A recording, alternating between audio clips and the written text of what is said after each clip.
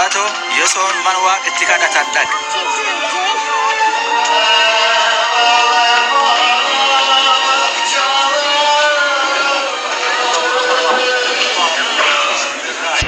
Jennaan yaamanii kitaaba raaq Isaayyaa keessaa nuu soomi jedhanii.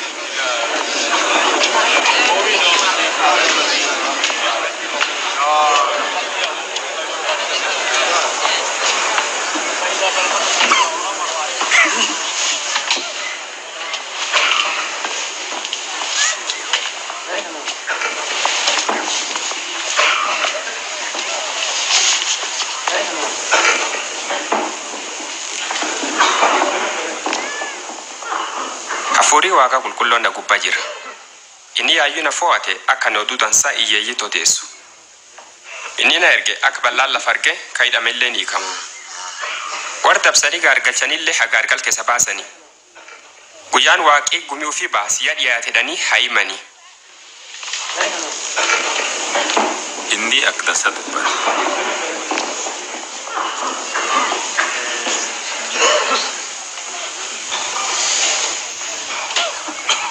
Akkumsan dhageettan kana dubbii waaqata durii dhaafanii arya guutamte. Dubbii waaqala guutamte namee kaakutan danda'e guutu masii calla nu akkamiin beekna. Dhugumi sammammaas kan naan jettanii jirrees uffayyis. Ammallee waan naan jettanii waan durii dirqa Kapernaumuu keessatti tolchite kan dhageen armallee tolchi waan ani saniin jedhe raagii tokkollee waan dhufi keessatti ulfin hin argatu. Dubbii tanaan yesoon hubachiise akka inni masii kawaaqii muudee akka inni gumuufi baasu. Ammoo ataatuti Yahudiin akka inni masii dhugeeffachuu didde. Warri sila bala irraas dabruu fedhe. Ammoo inni jidduu gumi keessa baay'ee dabre.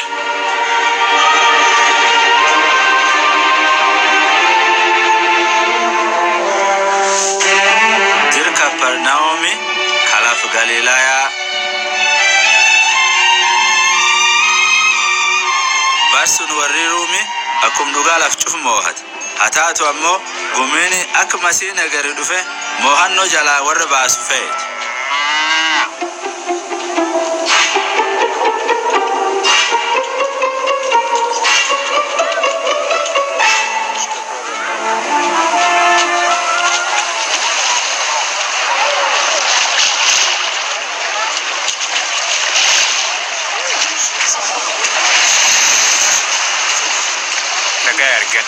Adillee naaboo. Obboloon tana baajuu dandeetti simiyu. Maaf simbaan. Inni armaan deemu kanaayu. Melu taasay. Oduu nu kennu. Anu taasay. Yeso melu tim.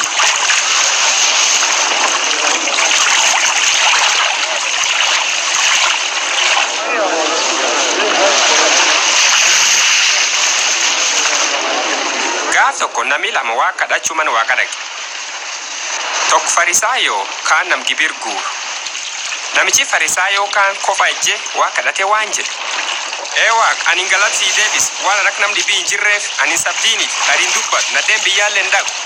Waaq an galatii deebis kaak namichi gibir guuru sun hin jirre. Ani torbaan keessa guyyaa lamsoo waan qab 10 keessa toksii baas. Ammoo namichi gibir guuru kaan fagoo ejjate illa buusee uf xiqqeesse. Laphee ofii qabatee waan jedhe waaq naanay ani cubbicha. Waan ani saniin jedhu namichi gibir guursunitti ka Farisaayoo irwaaq duratti nam dhugaa tahe warra ofii gale. Nam guddoof guddichuuf hin xiqqeessan. Ammoo ka of xiqqeessu ol fuudhan. Obboloo teessan wal akka bisaaniitiis. Duub xuruura galaan kee buusa qurxummii qabadda. Abbo edchuuf hojjachaa bulle ammoo maan argan. Ammoo yoo atin akkan jette anin xuruura gabbuus. Yaaqooba Yohaana.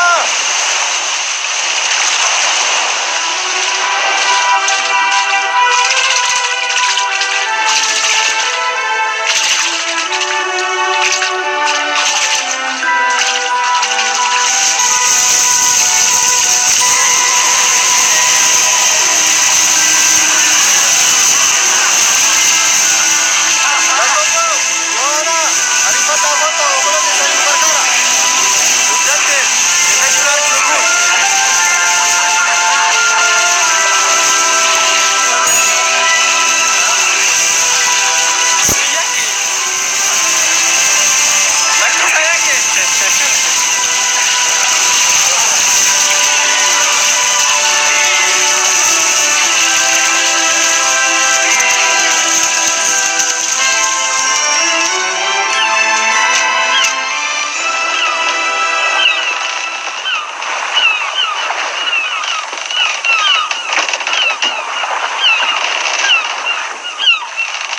Abbo na bira deem.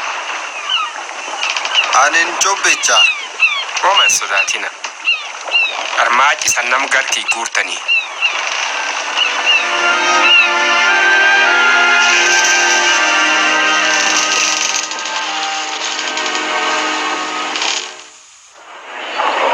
Namichi uftii nat koota dubbiti caqasa. Na dhagaa duub jireen argattanii. Abbo barbaada haga argitanitti aginni dhiyoo jiru isi yaammadha. Cubbichi dabuu fi halakkisu. Nami qulqulloomi hin qabnelleen herregama halakkisu. Inni hagara abbo waaqa deebi'u. Yoos naasu waaqa argata. Waaqi dabcuuf guddoo araaramaaf isan naga waaqatii yaatan gammadaan deemta.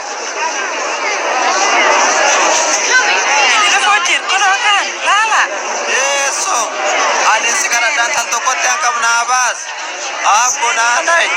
Isiin kan kudhanii lama callaaq lubbuu jirtu. Abbo na gulkoot. Yaahiro raha. Yeso. Taltite yadoote. Abboon gargalche. Hin sodaatin. Dhugeeffadh isiin nun fayyiti.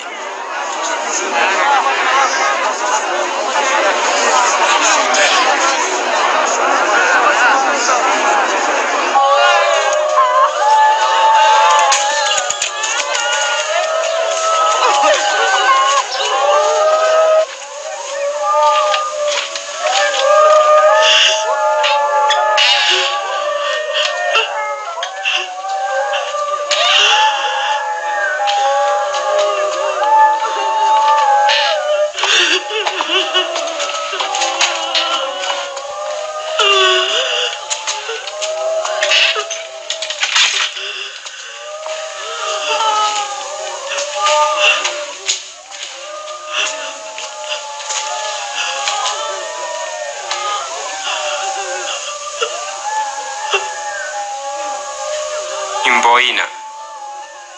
Isiin hin doone ammoo rafuu jirti.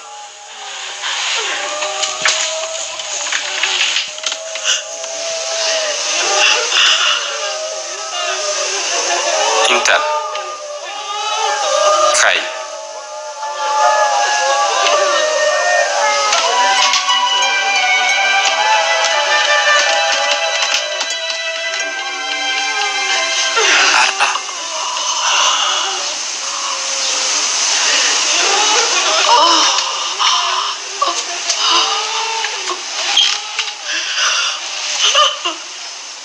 Waan isin nyaatit kenna.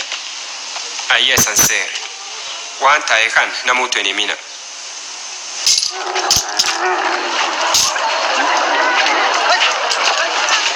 Eegi inni nama gibir guur tokko kamaata walaa jedhan arge. Inni man gibir itti guurani balbal dur taa'ee gibir guur.